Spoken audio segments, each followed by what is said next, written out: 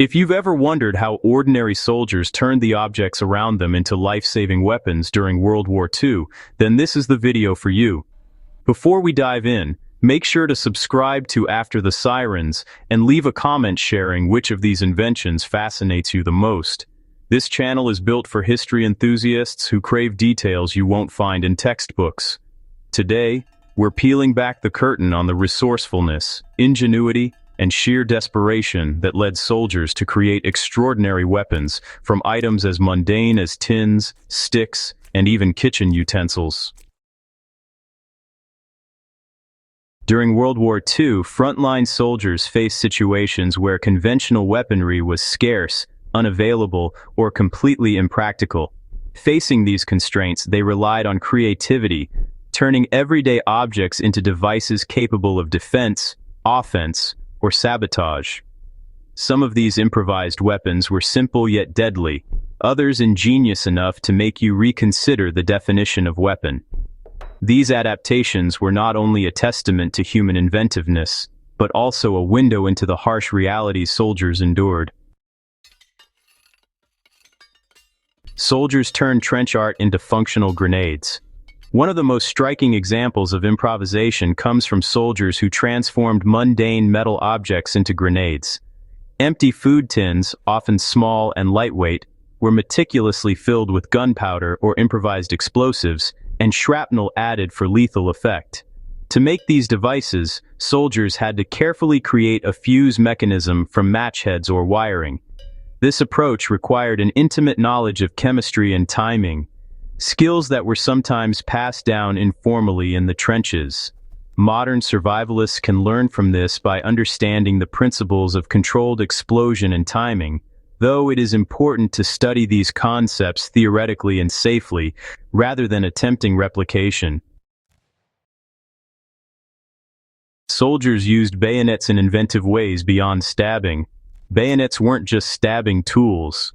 Soldiers frequently modified them into multi-purpose implements, from wire cutters to spear-like extensions for rifles that could double as hooks.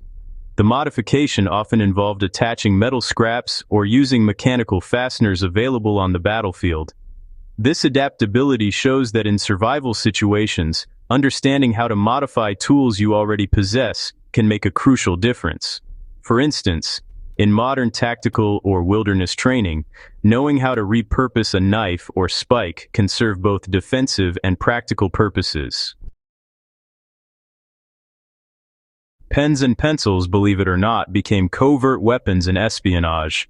Espionage operations during World War II really relied heavily on deception and concealment. Simple writing instruments like pens were hollowed out to store tiny explosives or sometimes poison capsules. Soldiers and resistance fighters would use these to sabotage machinery, ignite controlled fires, or even incapacitate enemy personnel quietly. The lesson here is that with precision and creativity, everyday objects can be leveraged for extraordinary results. In practical terms, this principle inspires the idea of using items in non-traditional ways for problem solving, basically turning constraints into advantages. Shoes and boots were actually transformed into noise traps or projectiles. In certain guerrilla operations, soldiers discovered that footwear could be turned into both defensive and offensive tools. A boot could be stuffed with nails and tossed like a rudimentary claymore, or modified to create a noiseless trap to alert of approaching enemy troops. Learning from these methods, modern enthusiasts can see how environmental awareness and creative thinking can convert ordinary equipment into an advantage, whether in historical reenactments or survival simulations. Chairs, tables, and furniture became improvised shields. Urban combat and occupied territories really demanded protection from sniper fire or shrapnel. Soldiers often dismantled furniture to create shields or barriers. Wood panels could absorb bullets, while metal components deflected shrapnel. For historians and tactical enthusiasts today, studying these adaptations provides insight into resource management under extreme duress. It also shows that protective innovation doesn't always require specialized gear. Observation and quick improvisation matter just as much. Cooking utensils were turned into distraction devices. Spoons, pots, and other kitchenware were sometimes transformed into noise-making devices or signaling tools. Small explosions or banging devices made from metal scraps could confuse enemy troops, giving soldiers a critical window to maneuver. Practically, this translates into an understanding that distraction and deception are as important in tactical planning as direct confrontation. Even in non-combat scenarios, the concept of using available resources for psychological or strategic advantage remains valuable. Bicycle parts were modified into defensive spikes and traps. In occupied territories, soldiers and resistance fighters frequently dismantled bicycles to create spikes, tripwires, or spring-loaded traps. Wheels, chains, and spokes were not just components. They were lethal when repurposed effectively. This shows how mechanical understanding combined with creativity can extend the functionality of everyday objects. For survivalists today, it demonstrates the importance of learning the mechanics behind everyday tools to maximize their versatility. Razor blades and wire became close-quarters defensive tools.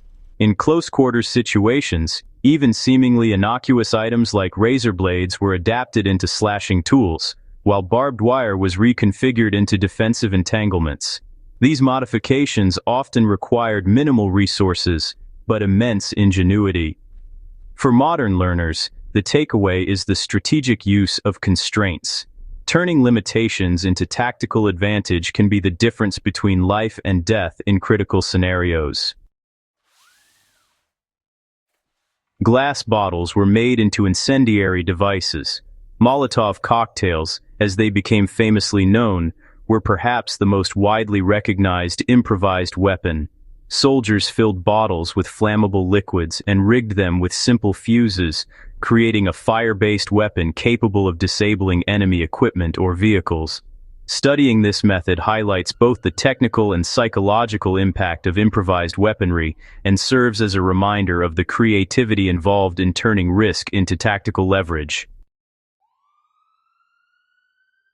These examples underline a timeless truth: ingenuity under pressure often leads to groundbreaking solutions. WWII soldiers showed that with careful observation, mechanical understanding, and strategic thinking, even the most mundane items could become critical tools of survival and offense.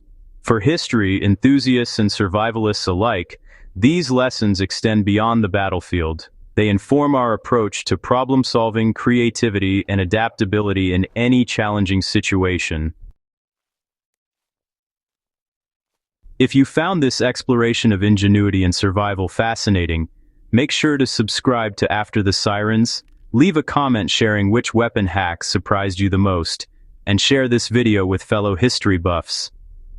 Every like and subscription helps keep detailed, in-depth historical storytelling alive.